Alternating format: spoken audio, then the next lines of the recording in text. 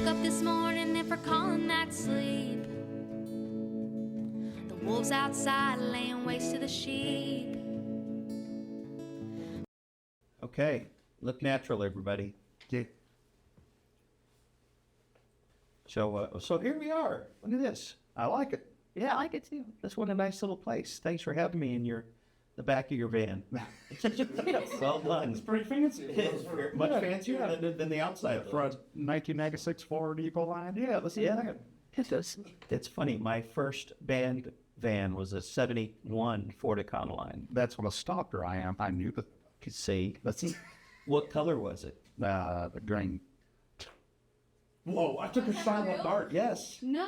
I did it that confident you're actually because stalking. Justin wasn't. It was mint green. So back in the 70s, I was stalking. Yeah. Stop Southwest, everybody. Hi, how you doing? Thank you. Thank you. I'll never work in this town again. Do you want to give a brief introduction, just to get us started out?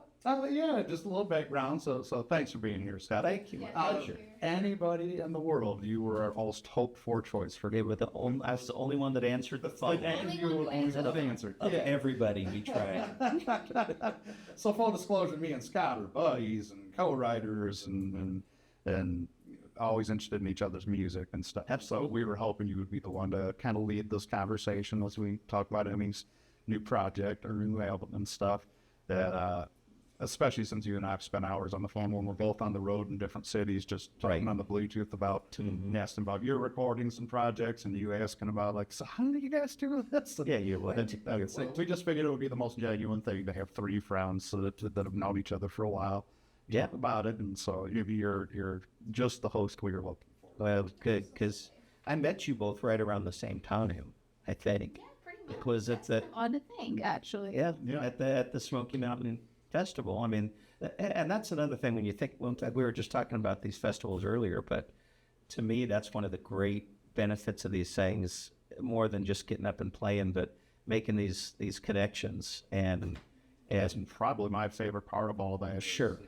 Is the people you meet in life and end up writing songs with forever and being fans of each other's music, and you go, hey, it's all because of that one time I was at that one songwriter event, Exactly. and that's wild to me, the friendship. And then sort of starts so many beautiful songs and so many beautiful like stories between us, and it's really cool to see that, even though we didn't really know each other that well at the time, we're all kind of intermingling, at the same time. Yeah. Told us 10 years ago when you were a little and that we'd be doing this right now, and so happy about it, like just getting to see each other and have you in town.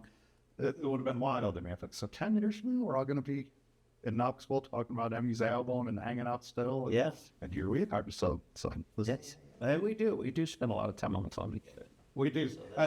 My favorite story with you is when I'm describing you to people, is people always assume and always have, I never realized that when I say we're co-writers, that me and Scott have been co-writing for years or something. We never did until like a year or two ago. I never realized that. Yeah. I thought you guys had...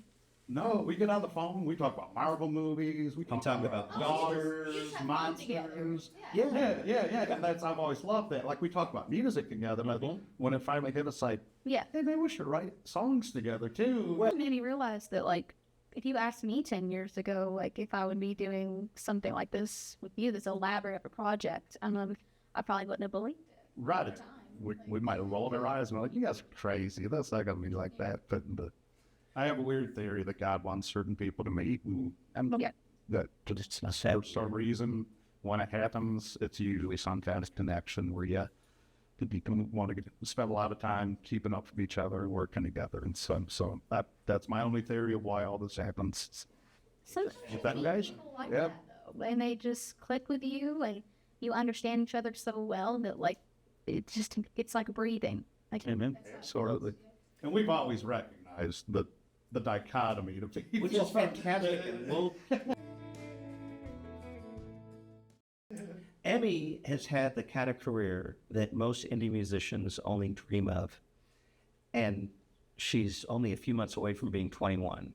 So that's just insane to me. She was on the Today Show and the Grand Ole Opry. She was opening for Willie Nelson, Tanya Tucker, Loretta Lynn, all by 10 years old, performing at the Cannes Film Fest. Is that right? Yeah. Get out. Because, you never know what you're reading this stuff for real. So Well, that was a real thing. It was so much fun too, and it was the first time I've ever been to France, and like the whole situation was so surreal to me, like as a young person, yeah, I'm starting out in their career. So wow. And that was 12 years old. She's playing at Cannes.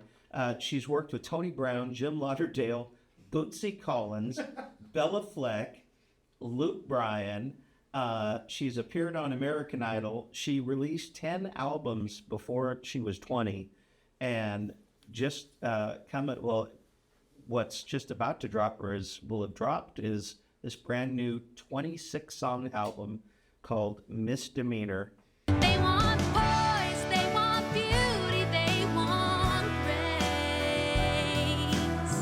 grace. She continues to fearlessly chase music without prejudice, and each project is just another chapter in a book. And we were talking about books earlier.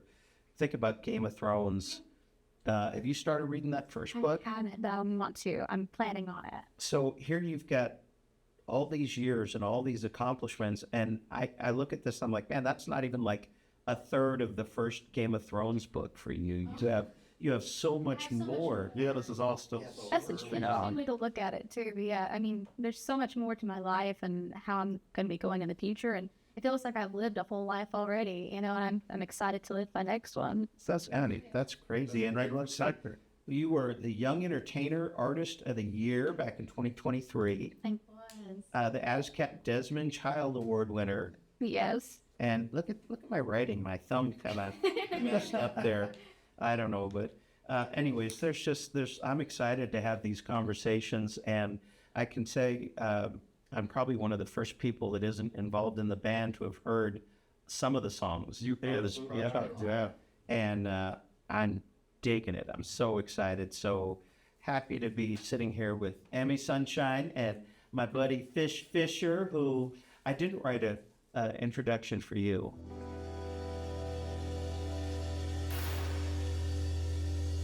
Yeah, I figured we'd skip that for this one. But congratulations on the ankle bracelet finally. Right, it's supposed to be precise for that. Yeah. Yeah, like all the bad things. Right. They make for great songs, though. Write what you know. That's so funny. Just people tend to think Fish is way wilder than he is, and that's something that he's tried to hide for many, many years, and he continues to hide. But he is a sweet guy, and he is an incredible person. So He is. And truly, when I first met him, I think I was telling you, I was like, what is happening right here? This is like a force of nature that I think just walked in here unannounced. And then as I got to know him, same thing. It was like, wow, you're wonderful. I love talking to you. You become one of my favorite people just to visit with. But I'm still a troublemaker, and I'm sorry. Oh yeah. Don't get us wrong. I'm a menace. You're a menace. Yeah. Excuse me. But sorry, we were probably saying too many nice things. Yeah. it messes with the reputation. That's right. It scares me a little. Lock up the liquor cabinet. Fish is here. Right. There we go. There. But talk about you guys meeting and how you started seeing the collaborative partner that you have here. Well, I met Fish first in 2013, which is kind of odd to think. Yeah. And I was actually, if you realize that I was actually 9 years old at the time.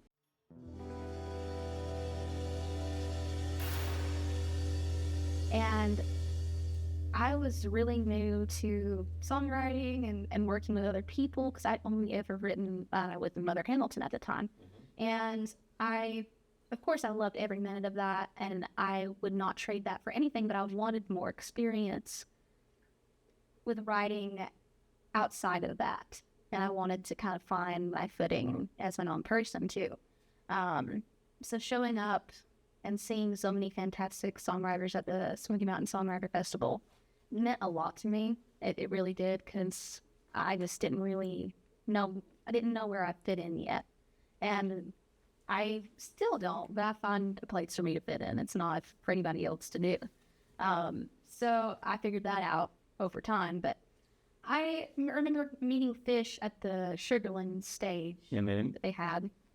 And I remember seeing him for the first time and thinking, I want to do some cool stuff like that. You know, like I want to play with people like that and make them as happy as he is right now. yeah, You know, and it was really cool to me, you know, seeing somebody like him approach us when we didn't really want to approach anybody at all, because I was terrified of doing so. you were just so nervous. I was extremely nervous. I didn't know how to talk to these people. I didn't feel like Which I never knew this back then, that she was nervous or Mother Hamilton. I didn't feel like I had a place, but Fish made me feel like I did. Yeah. You had the biggest impact on me. No, I mean, it's the world. Yeah, that's my first meeting of Fish. And then, and then our first writing session was like a year later.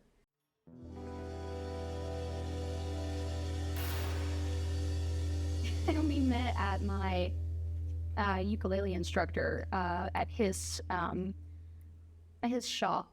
And we went down to the basement that they had there, and we wrote our first song together called Strong Arm Robbery. Great song. I came up with this whole story before I got there. I was like, okay, I have an idea. Just hear me out, Mom.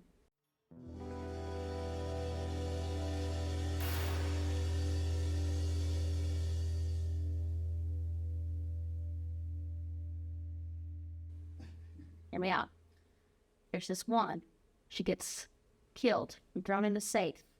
And then she comes back as a ghost. And then many years later, this guy who killed her returns and brings him justice in a very interesting way. And I explained the whole story, which I won't do right now. And It's long form. Go ahead. but We'll go make a sandwich. yeah, it would take a little. Now, we came up with this song, and I just, in that moment, I was like, I want to write with this guy for a long time, you know, because I had not had many people. I really had not had many people who had got me yet. They always thought I wanted to write about trivial things Right. and very materialistic things, and then it was just never my type of song, you know. It's not my type of personality. And I wanted to write about stories that I came up with. I wanted to write about very interesting topics that were, you know, more my style, and it seemed like you really got that. So yeah. I'll say something about you because we met in a funny way, and then for the all at the festival. Dark, too dark to see. Yeah! Feels like I'm knocking on heaven's door. Knocking on heaven's door. That's when we all met at the Smoky Mountain Festival. Which is wild now that I'm taking that all in. Yeah. Yeah, okay, yeah. Yeah, but I remember the next morning going to breakfast, and Fish was there with a couple of people, and I realized he has not been asleep.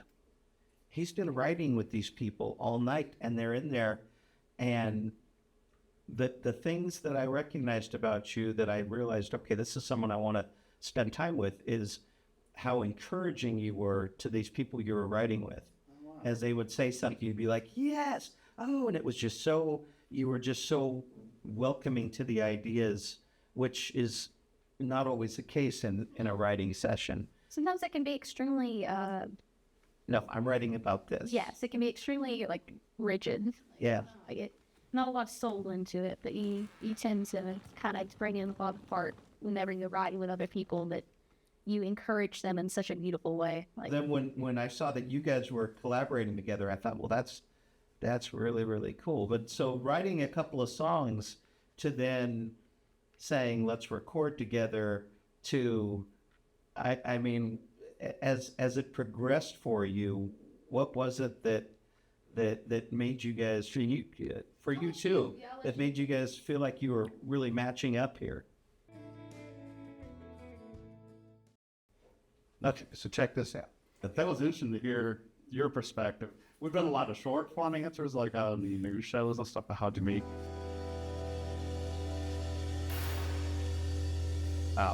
Or yeah, we did. it tracks.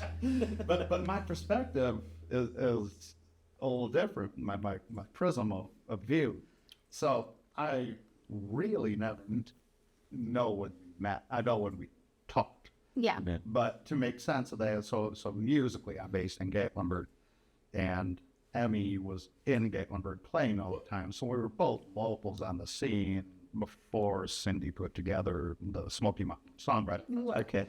So all I mean by that is like, I knew you because everybody knew you. Everybody knew of this little EmiSunshine. Like knew of each other in a way. Is that how long You were orbiting. Yeah, You we were all orbiting. kind of knew of each other's names. Right? Interesting. Okay, but I knew of little EmiSunshine because she's going up and down the parkway just impressing everybody. And then, so, but at the festival, I do recall that that's when we first talked. Yeah. And to me, I can remember being on the Spirit stage at Sugarlands and playing, and I had the old, the suitcase with CDs for sale, the trust system, just throw money in there, steal You it. did, and then people stole stuff. I'm hoping they did because that means I got to listen to it. But then while I'm playing, I see little EmiSunshine walk up the middle of the aisle and buy a CD. And I was so enthused by that I may have stopped the song early. They even go, I thank you. in Oh the my microphone. God. Yes. No. Yes, because you were I trying to be know. discreet and not call attention I to hate when yourself. people do that. It- So I was like, So I whenever came I'm up- giving money to some. Okay, listen here. Whenever I'm giving, if I'm gonna put money in, don't point me out. That embarrassed me so much. I was like, And I like the notion that I came out the box just doing it irritating. I know you. Yeah, I went straight in my phone. I said, EmiSunshine, did you just buy a CD off of me? And you even looked like, oh, we're in a conversation. And you're like, yeah. And I was like, man, I want to buy a CD. Who cares?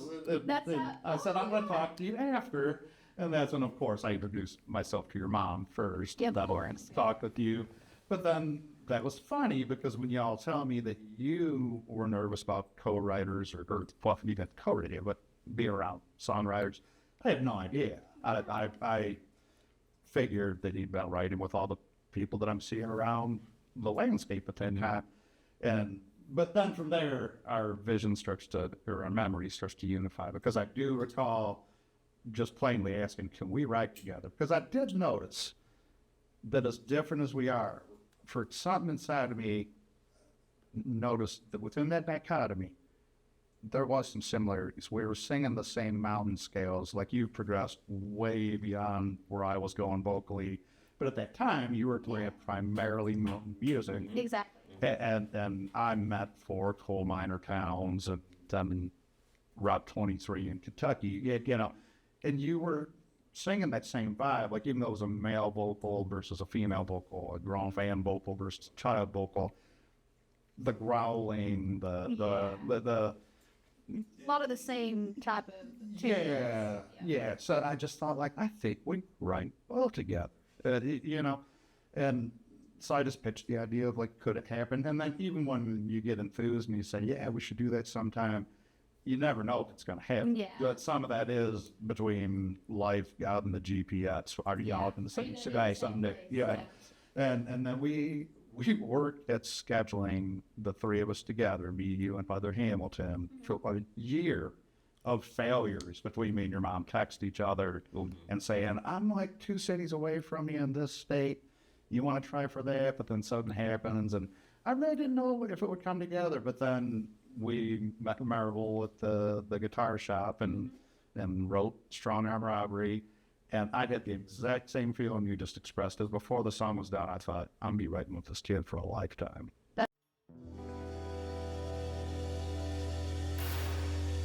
That's like, whatever this is cool.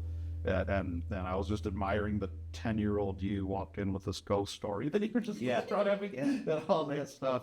And so that's really where that started. I like to remind, because I still don't know if you fully take in when I describe to people. So I was probably, I'm 52 now. I was probably young 40s, late 30s when I seen Yeah. and started to know who you were. But you would think that means I'd been doing this for advanced years. Just would have thought, yeah. But EmiSunshine and me, we are the exact same age music. I only got down to the songwriting scene and even playing and touring Really? the year before we'd met. Yeah.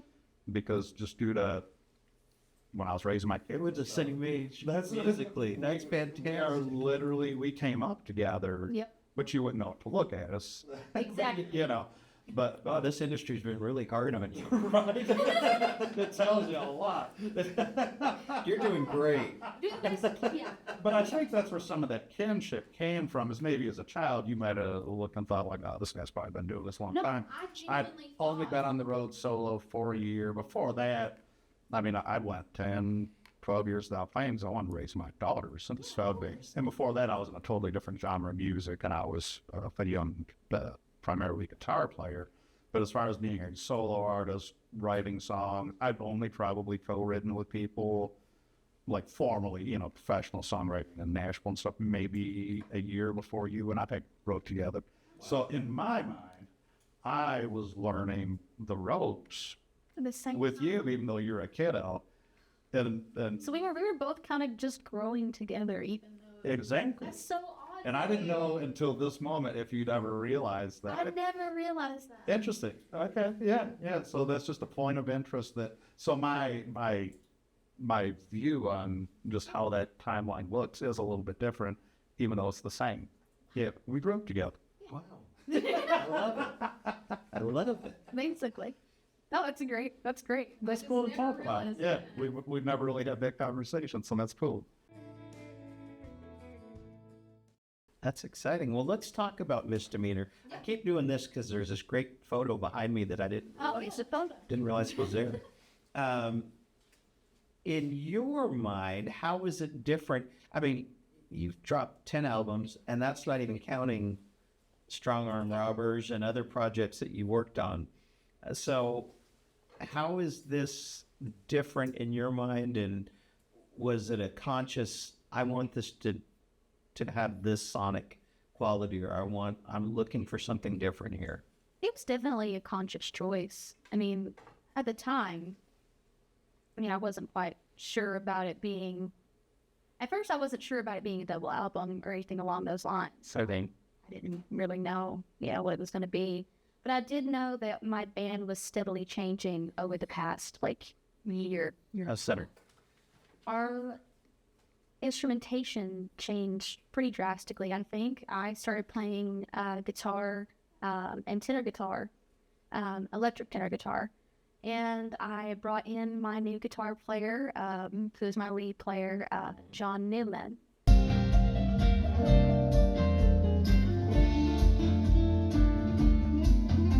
And that kind of changed us a little bit more than I had thought at the time. And then my bass player, Randall Hamilton, he started playing more electric bass.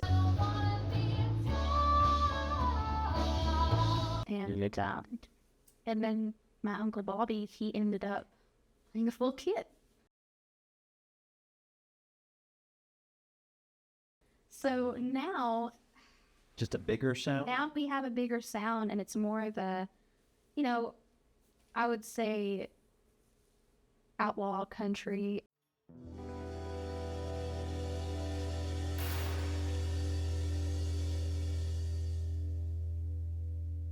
And it's type of ensemble now. And we had realized that, and it was for the better, in my opinion. I'm super excited to be able to go further within that and, just show people that this album is more authentically me as an artist. I love, it's not that I don't love bluegrass music, it's not that I don't love, traditional country or any other genre. I just feel as if I want to play for the working class people, for the people that are down in the luck, for the people that need it, And that's the type of music I wanted to write. Yeah. And it just ended up that way because we set for it to be. We intended for it to be. But we worked on this for the year. It's been all intentional.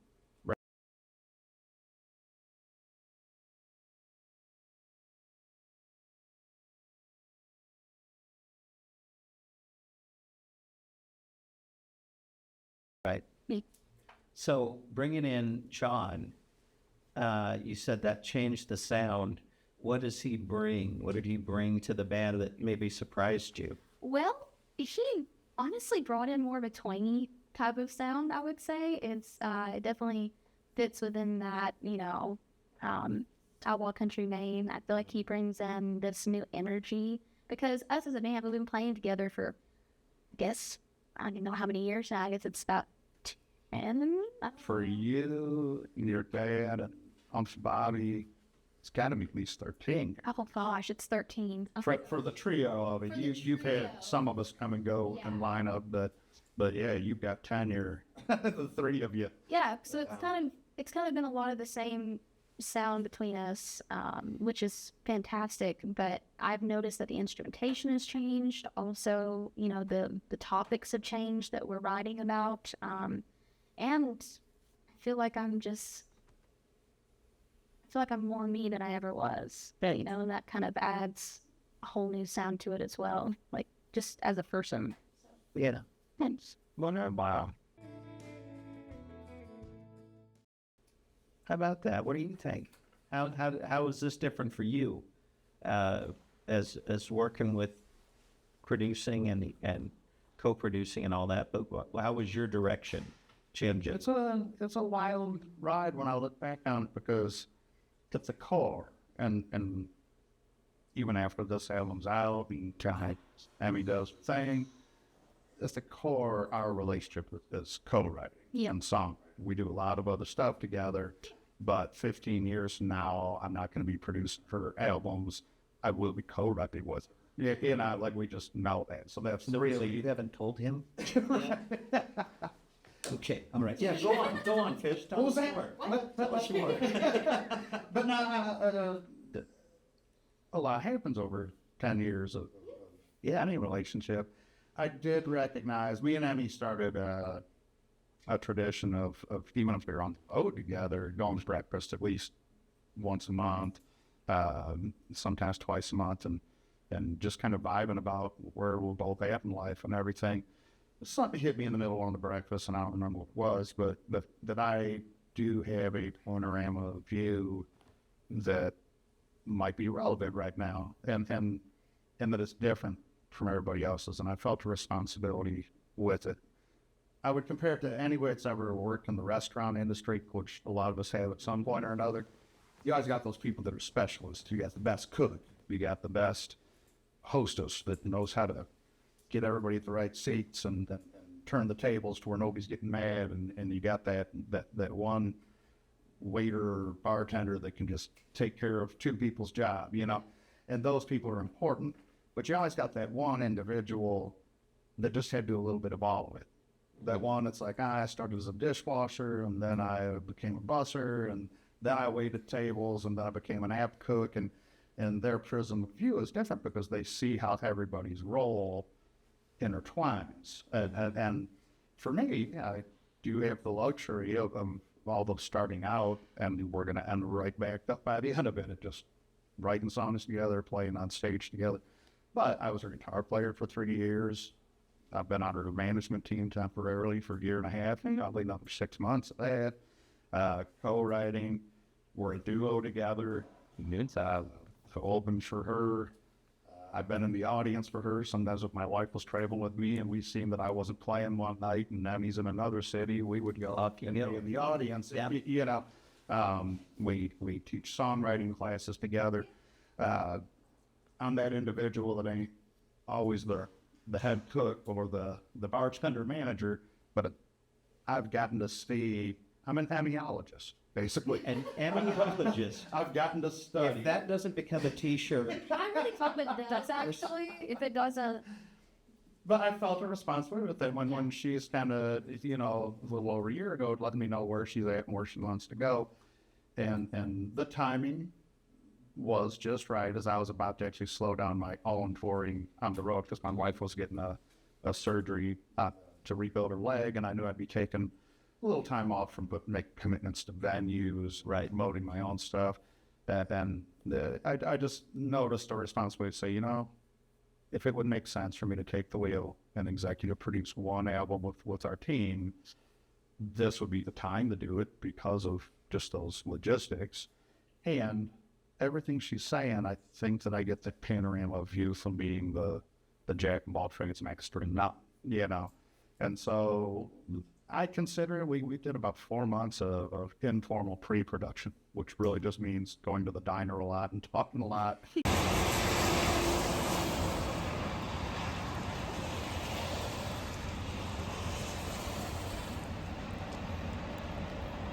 Or, you know, sometimes if the band's caravanning and you go, who's going to ride with who? Just going, well, why don't we ride together this week? And that brainstorm.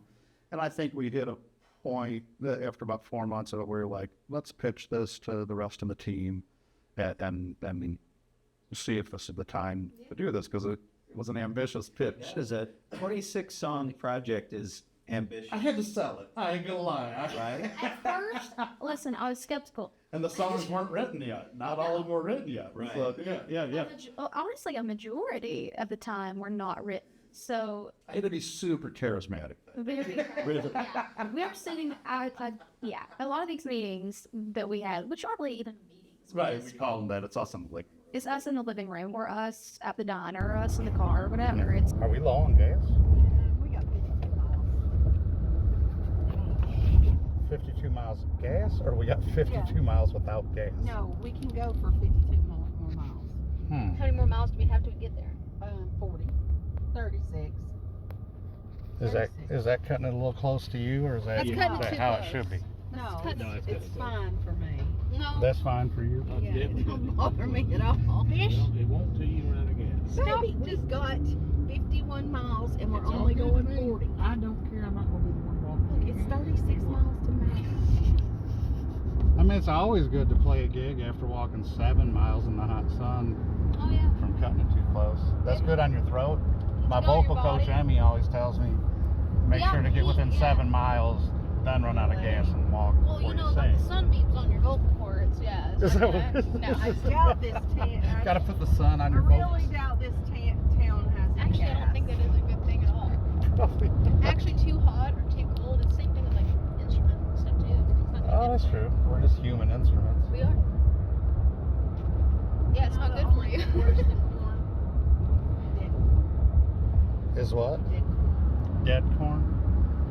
Is it dead? Oh yeah, it's done. It's dead. It's gone. I can't tell when they're in the middle of it or when it's dead. It would be green if it was. The ones that are holding on to it are doing like corn mazes and stuff at this point, but Yeah. they're taking it down to feed us. Thank you, farmers. What was that? So farmers. Can you- No. No. But I miss my mountains, I have to say. I kind of miss my mountains. There ain't no mountains here. It's beautiful. I think it's pretty. Look, this is a semi-mountain. There's some of it's that's This would be really considered a mountain, mountain and then right others here. that's like. Right, they think a hill's a mountain. Yeah. Do they think a hill is a mountain? Well, we're like phone jousting now. We're documenting. I'm documenting you. I'm documenting your documenting. Phone joust. Yeah. There, we're getting video like you said, Alicia. Yeah. it's just us getting together, and we would just sit down and iron out details of where I was going next and what I was doing. And at the time, I was like, okay, this is a 26 album, a 26 song album. It's a lot. I was thinking I've never seen anybody my age do that either, so I felt a little bit apprehensive about that as well. But no, I think that overall, I was just excited after you explained thoroughly. no, that's cool. Yeah. So how does he explain that?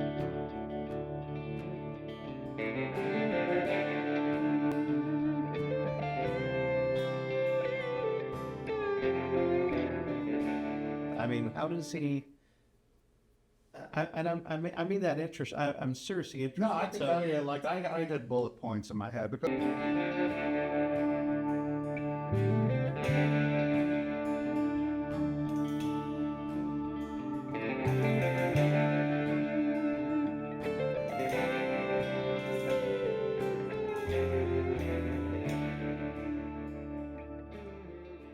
Because when we say her team, and he's blessed with it, you know, she's got about a she's grown up with a family band, you know, back when it was you and your daddy and then Uncle Bobby and Brother John. She grew up lucky enough to be writing songs with her mother as her first co-writer, and just a lot of people that believe in her. That Want some butter for your corn?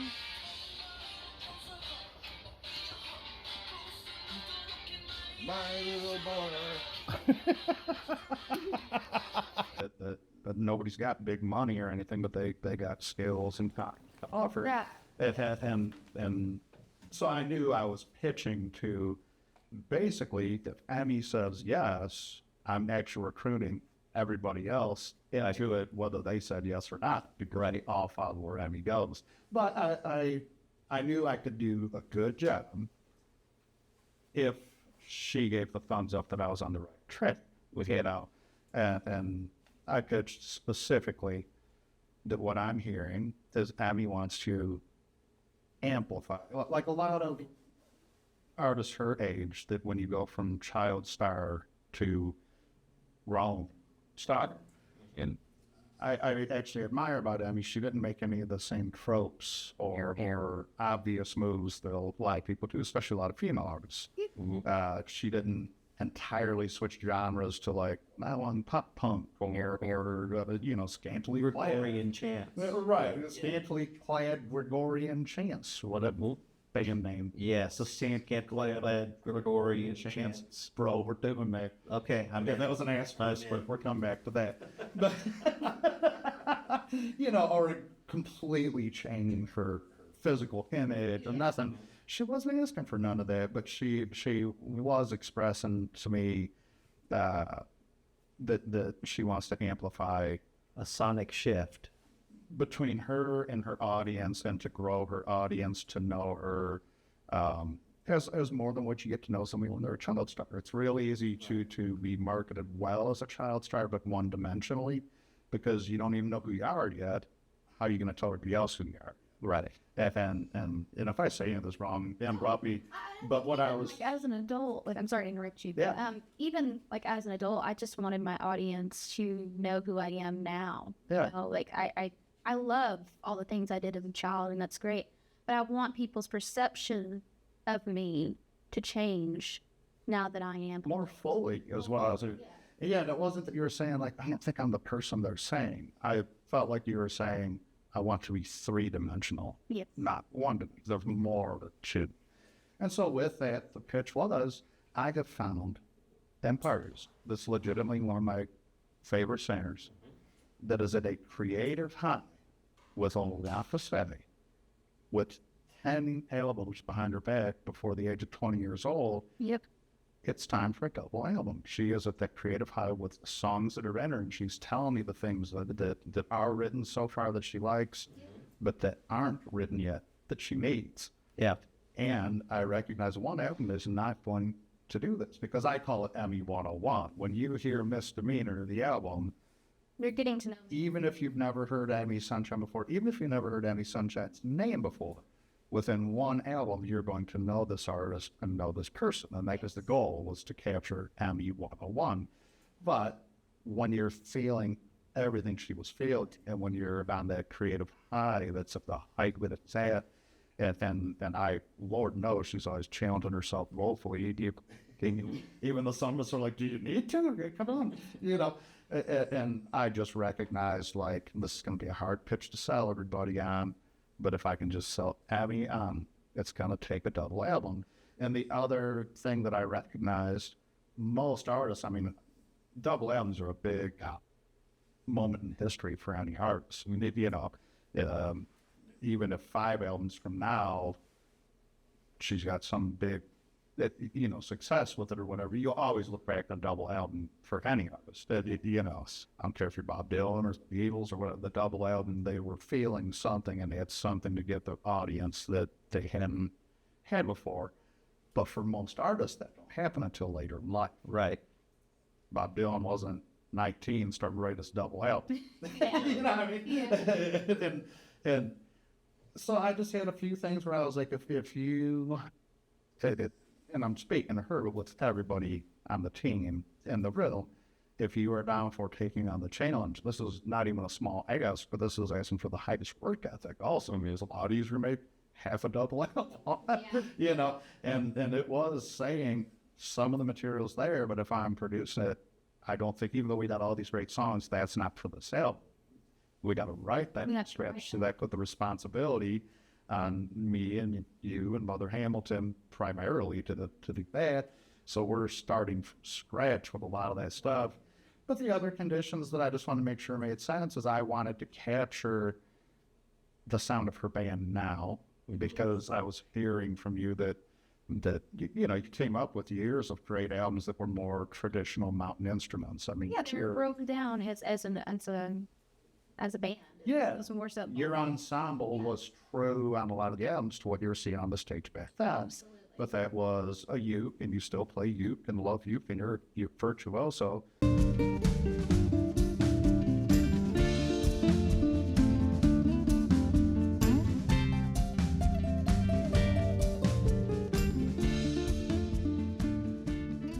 But you've expanded into multi-instrumentalism. A lot of that is electric instruments. Brother John brought an awesome mando to the sound, but that sound, when he moved to Maryland, was replaced by an electric guitar that's a little more higher drive. Here it's got some gain and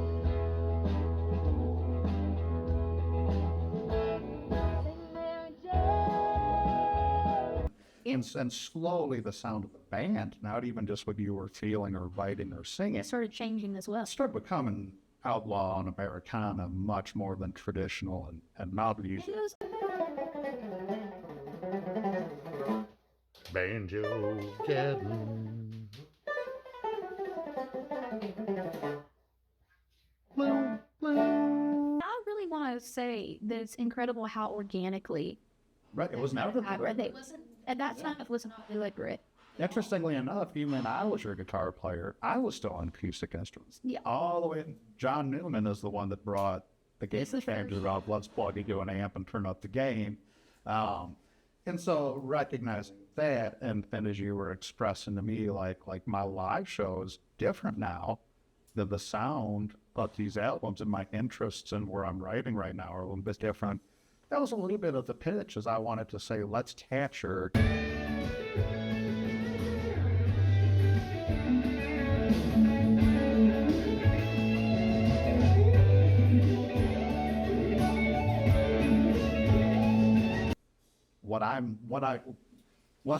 When I would be in the audience at your shows as a fan of you and your fan with painting. And then when they transformed to, I kind of fell into and got recruited to play guitar for a few years. Yeah. But even when I'm standing up there, I'm looking Bob in the eye and watching Randall, you know, playing his parts, and the way him and Bobby are so locked in from 13 years, 10 years together. And I'm thinking, there's an energy here that is wild.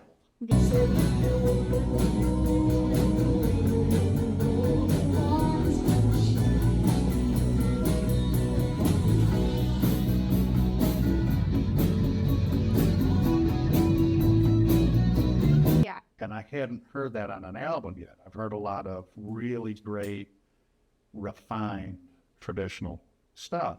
And then when Emmy, the front man, has that vibe going on stage, she's wild. When you look at the photos, you know, if you go through social media, there's some really posed and great and stylish photos, but there's also Emmy standing on top of her dad's upright bass, swinging her head around.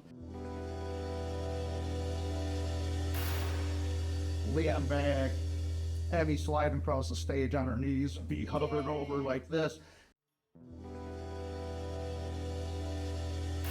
And I wanted to capture that sound on this album. And so that was, if it was okay with her, can we go for that? And I thought it would be a good pitch because that's what she's going to be doing live from here on. But, right, you know, with this band and where the things have evolved, it was just time to capture that.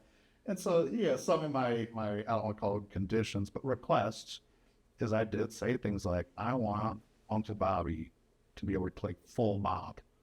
I want I want the full kit, unleash this beast. Yeah.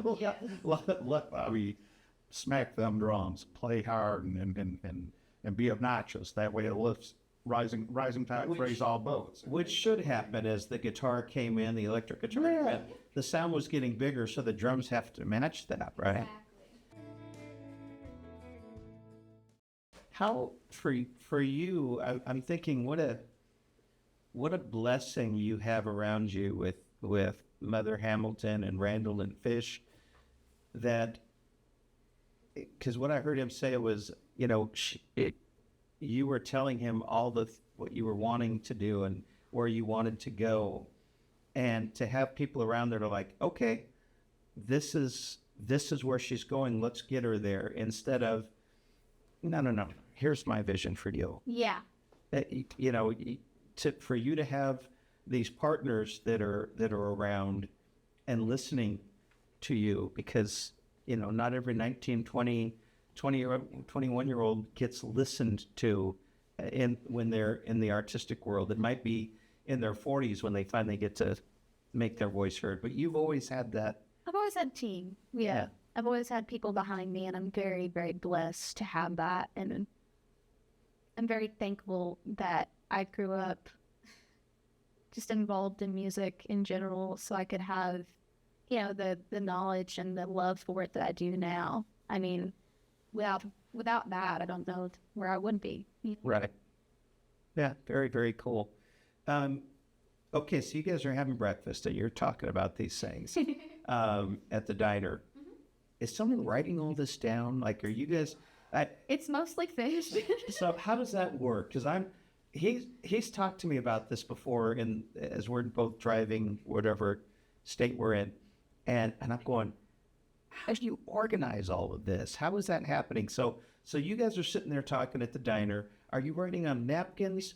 Do you have a big board that you bring with you at all times? This is the poster board.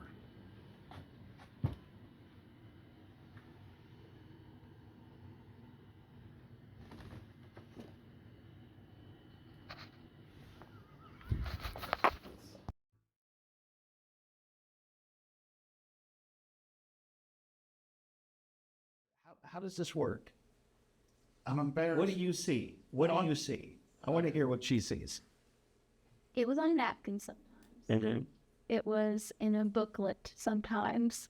Sometimes it's on his hand.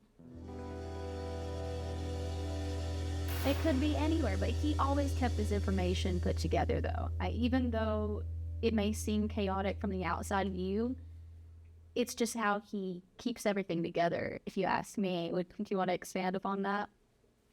Yeah. Emmy called me out for, I like to lean into being a Neanderthal for my public image. It's my brand. When you buy my stuff, I'm a Neanderthal. But Yeah. But nah, the more I started noticing these were important conversations and stuff, we actually, I'm embarrassed to admit, are much more organized than I like to let on. I would take these napkins, scribbles on pizza boxes. I would text to myself while she's talking, saying, really? Yeah. Email myself. Do his thumbs really move that when he's texting? Usually. Not usually. Okay. But I would take these scribbles of thoughts because I didn't want to inhibit her being honest with me and authentic about what she's trying to express. But ultimately, at a certain point, we realized this is going somewhere. She wanted me to put it on paper so we can express it to her. We call them the red books. Because I got red covers on that clip. Okay. But that way, she wanted to express to the team, keep everybody informed, let me know who, what, where, when, why of these direction changes and what I'm trying to do. And then, yeah, it took 3 months to actually process all the thoughts that I had scribbled and had in the glove compartment and everything. And then I had to run that past her first in a full booklet form to say, before you negotiate your entire team to be sometimes, taken on by extra responsibilities, switching positions and tasks and how they help us along, and they're the foundation of everything we're doing. you got to prove this first. So she wrote a book about herself. Basically. And then once that was, I guess so, yeah. I think I was like, I wrote a book about you, and it was about that thing. And Yeah. Did it say by Fish Fisher, emiologist? emiologist, and should have done that. Basically. But it was somewhere between a pre-marketing plan or, my interpretation of what she was telling me just to make sure. And then actually within first read, she was like, yeah, nailed it. Let's go. Yeah. Yeah. And so the process, and a lot of it is just simpler stuff. It's just two friends now and then texting each other, like, vocally. It might be something I found on YouTube or she likes and go, hey, we should do something like this, or song ideas, or Mother Hamilton texts us the lyrics of a starter or something. Will this seem like it'll fit into Honestly, just lots of yeah, like they're not communication that we had and Yeah. continue to have. they're not as formal sounding as what it can be, except for when you put it in a book form. But a lot Right. of it is just getting so excited about what's to come. And that was all before officially starting production, which ironically was February 2nd, 1 year ago. We actually Wow. said, let's start ranking and move out of pre-production. So this interview, this thing's being Happy anniversary, you guys. Thank you. Yeah, and that's why, because I know that because it was the week before our songwriter retreat, and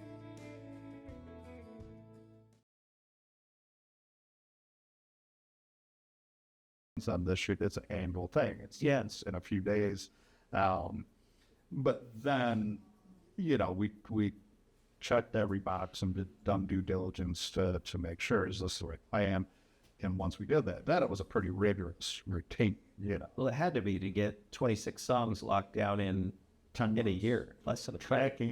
All tracking started February 2nd and ended about 5 days before Christmas on December 20th.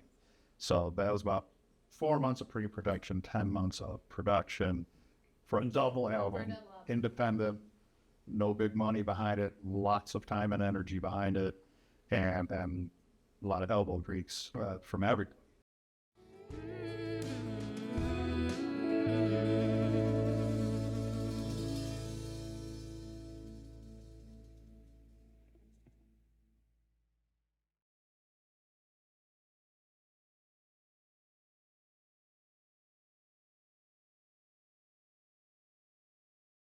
You have one more thing. This is just an integral part of the song. After you just break our hearts with all those big notes, and they bring it down to that last little ooh, and all I need is just if you go in there, turn off the light, and cry one single tear, and we'll mic when it hits the ground. Like,